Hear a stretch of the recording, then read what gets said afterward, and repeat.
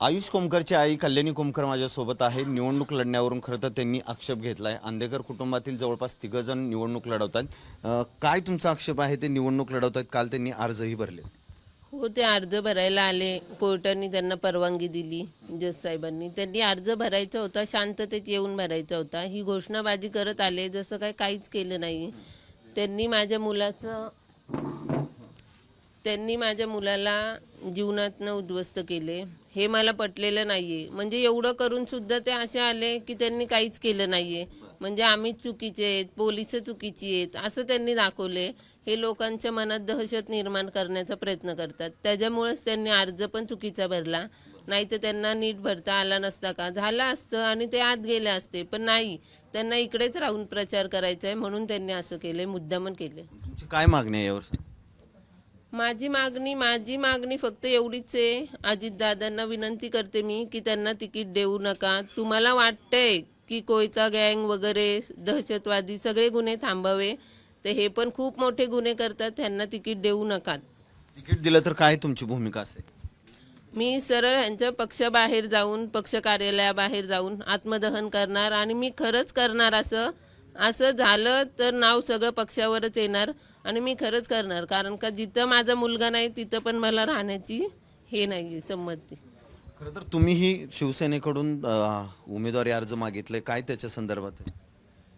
हां, मी म्हणजे अर्ज भरला पण अजून तर तिकीट वगैरे काही मिळालेलं नाही आहे. मी हे पाऊल का उचललं? अन्यायाविरोधात मला लढायचे, ह्यांच्या विरोधात लढायचे म्हणून. तुम्ही भरणार की मग अजून तुमचे पती त्या जेलमधून ते उमेदवारी मागू शकतात? हां, ते पण मागणार. आता ह्यांना परवानगी दिली म्हणजे त्यांना पण सगळ्यांना परवानगी दिलीच पाहिजे.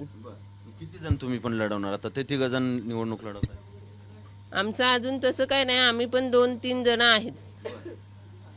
हे सगळं सुरू असताना कोर्टाकडे तुम्ही म्हणता की या सगळ्या संदर्भात मी कोर्टाकडे जाणार, काल त्यांनी घोषणाबाजी केली किंवा काय त्यांनी चुकीचे अर्ज भरले? हां, बरोबर. त्यांनी चुकीचे अर्ज मुद्दामन भरलेत. हे कोर्टाची पण दिशाभूल करतायत आणि पोलिसांची पण दिशाभूल करतायत. आणि एवढं घोषणाबाजी करत तोपर्यंत पोलिसांनी पण त्यांना का नाही थांबवलं? हे कुठंतरी पैशाचा खेळ आहे सगळा. आणि ह्यांचे एवढे बँक खाते वगैरे सील झालेत, मग ह्यांना येतात कुठनं पैसे? आणि हे पण बाहेर येतात, त्याच्यासाठी पण पैसे लागतात. हे येतात कुठनं? ते का नाही कोणी चेक करत? ह्यांना खूप मोठं कोणाचं तरी हात आहे म्हणून ते एवढं करतात. कोणाचा आहे? राजकीय हात आहे त्यांचा? हो हो, राजकीय पक्ष नेत्याचा कोणाचाही असू शकतो, तसं मी सांगू शकत नाही. तुमच्या भावाच्या हत्येप्रकरणी तुमच्यावर आणि तुमच्या पतीवरही थेट आरोप केले होते की तुम्ही त्याच्यामध्ये सहभागी होता। माझा त्यात काही संबंध नव्हता आणि माझ्या विरोधात असं काही सापडलं नाही पोलिसांना, म्हणून तर आज मी बाहेर आहे असं म्हणते मी. मग त्यांनी काय चुकीचं केलं असं? म्हणजे आता हे सगळं तुम्ही म्हटलं की त्यांनी 3-4 हत्या केल्या, त्या चुकीच्या केल्या। अंधेकरांनी खूप गुन्हे केलेत. आम्ही म्हणजे काहीच न करता आम्ही एवढं भोगतोय, तरी आता मुलाचं पण दुःख दिलं, मुलाला तर आयुष्यातनंच घालून टाकलं. अंधेकरांनी इतके गुन्हे केलेत ते लोकांना पण दिसतंय, पण लोक त्यांना घाबरून मतदान करतायत. त्यामुळे लोकांनी असं करू नये. आपलं बहुमूल्य मत साधं कोणाला तरी जे चांगलं काम करेल त्याला द्या, पण ह्यांना देऊ नका. त्यांना तिकीट मिळालं, तुम्हाला तिकीट नाही मिळालं तर तुम्ही त्यांच्या विरोधात प्रचार करणार?